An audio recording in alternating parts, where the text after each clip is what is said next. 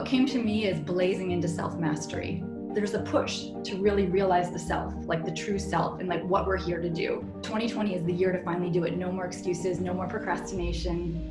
Like, we've got the fire. The fire's been lit, so to speak. 2020 is not going to be without its obstacles. It's quite an obstacle course. But I think that what we all get at the end of it is an extraordinary sense of accountability.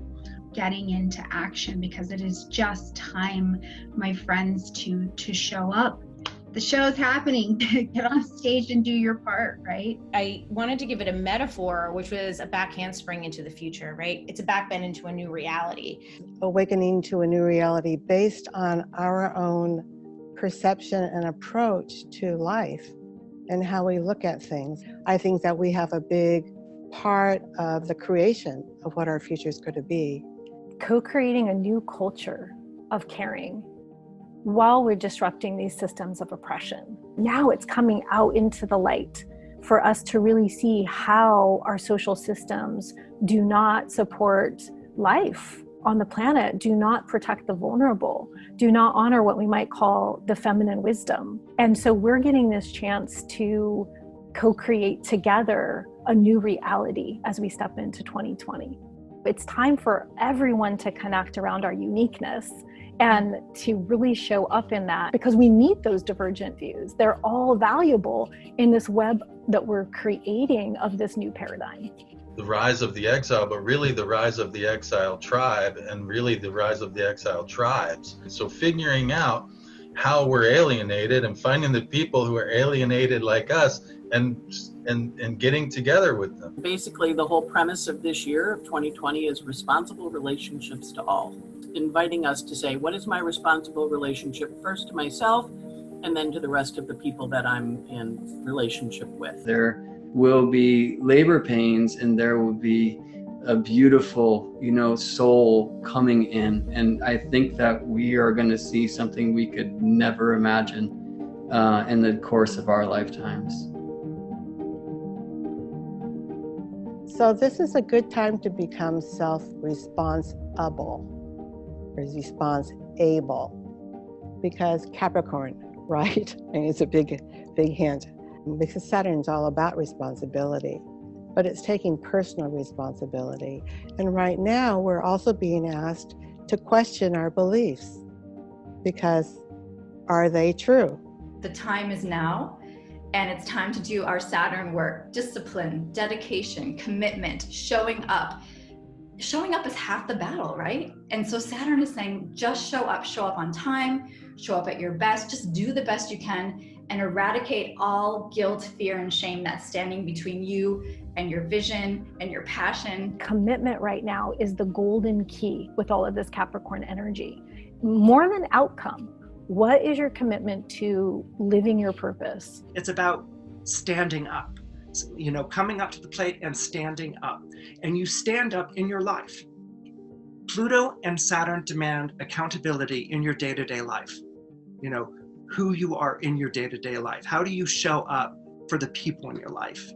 And for yourself in your life, and in conjunction with the people in your life, because even if you can't stand them, you're sharing the planet with them. Okay, so we're all in the big lifeboat now. I think that this is a really good time to evaluate integrity. The integrity of how I'm moving, how am I speaking, am I even in action, right? Because there is this place where we've had a lot of emotion, a lot of awakening going on, but at some point, as humans, we have to stop standing and quivering in fear and get into action and let the integrity of just the action carry us into building these foundations, right? We cannot just stay in how we feel, because the universe, in my experience, does not give us what we ask for just because we're thinking about it. It gives me help where my actions are at. And in all of that, grab your tribe. There is no reason to be walking alone. Grab your tribe so you can learn to step into the integrity of your magic, so you can learn what the next action is, so you can learn what you're not informed about.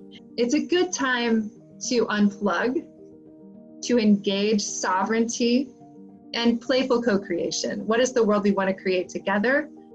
I see this happening all around me where people are gathering with tribe, as Stormie said, and seeing what we can actually manifest. This is a good time to claim or reclaim your co-creative authority, right? We are creating this reality. This is a good time for understanding what defines our reality and what truly nourishes us. Anytime we're doing anything, be with it. Take your time, reflect on it. Even if it's just eating something, you sit down, you eat it, and you feel into it. You reflect on it. And the more and more that we do that, we actually can understand what is nourishing to us moving forward. And that's really what I invite people to do. You just take your time with it. You reflect on how you feel. What was I taught? What was I taught? And does that seem to be working out for me? There's a lot of yin counterpoints to this really young year we're about to have. And so staying emotionally sober, nourishing our body, staying connected and sovereign to what we need, but also really available for our relationships is super important this year. Embrace catharsis, letting go of the old and getting into our bodies and releasing old emotions. We have really aggressive transits this year, and it's up to us to nourish our yin energies. It gets nourished through our sleep. It gets nourished through mindful eating. These things are so basic and we know them, but when we can connect them to this Capricornian mission that we're all on, which is to be responsible, stay in integrity, respect our sovereignty, show up in our best possible way so we can impact the world however we're meant to spiritually. It's important to reframe these basics of life as, oh no, this is what's creating the foundation for my transformation and the transformation of others. The situation is one where each of us needs to really draw fully within and understand truly that the ultimate meaning of our existence is not to be found in any external form, person, process, or condition.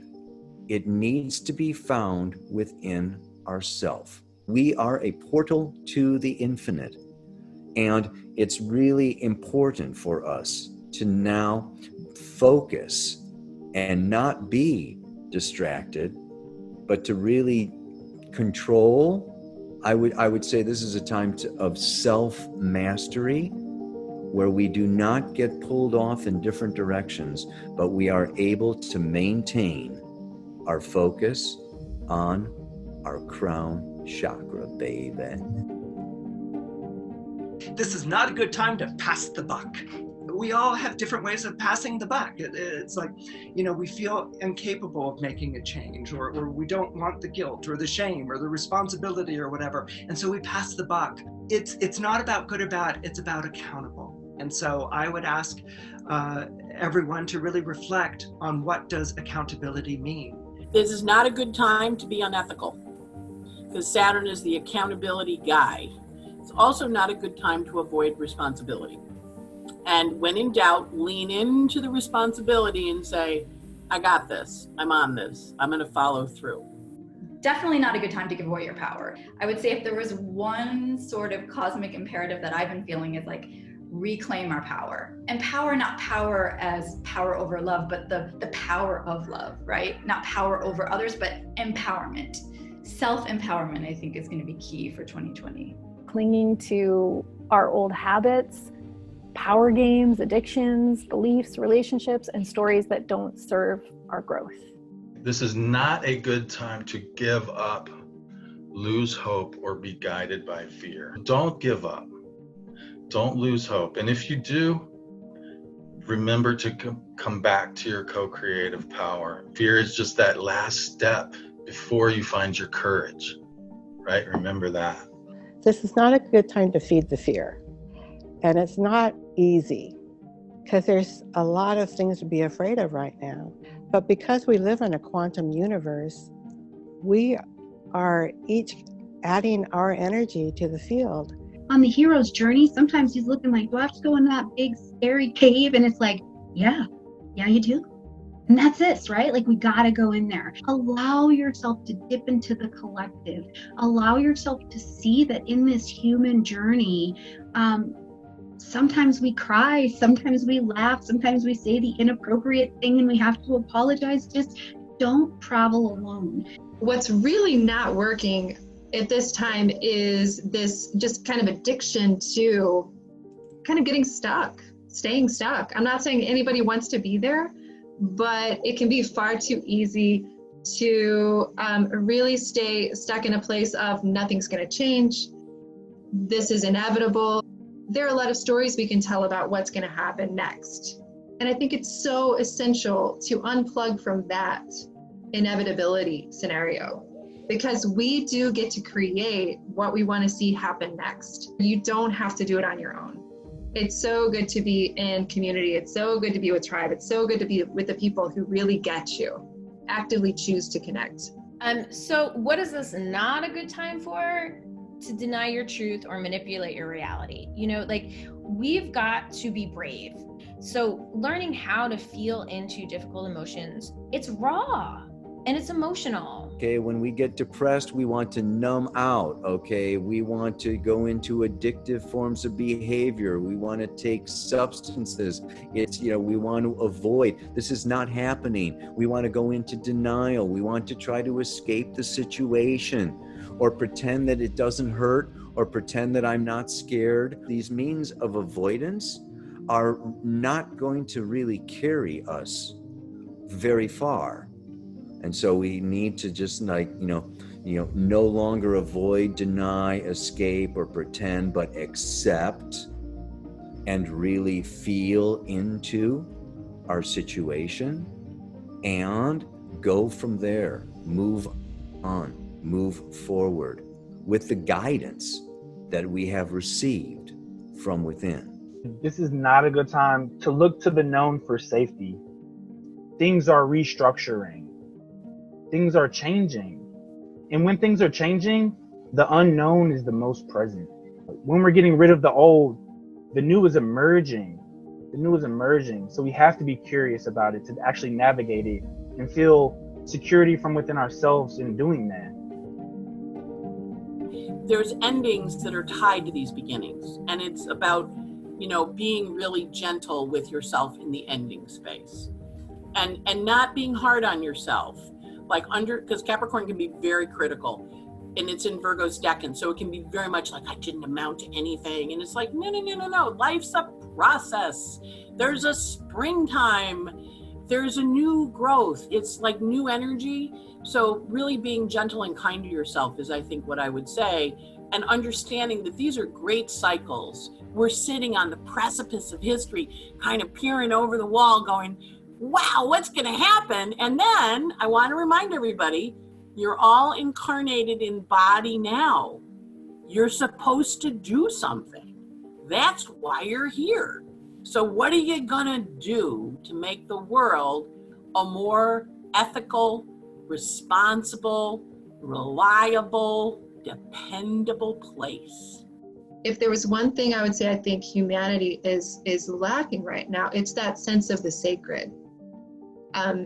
So many of us have this, like, how do we create that space where we can all come together and connect heart to heart and drop into the present moment and focus on gratitude and beauty building together? It's very powerful. We need that. It does feel like we're ready to move into a more, what's good for the collective, not what's good for the individual. Even though the paradox is that we have to work on our individuality to get there. We're seeing the end of things, and endings aren't particularly easy. They can be kind of messy, and we're seeing the beginning of new things. And this is definitely something that's connected to the themes of Pluto, which is about rebirth. And so we're all going to see how we do rebirth together. So we're all in the delivery room. We're really going to be called to a new level of relating with everyone in our lives, not just our intimates.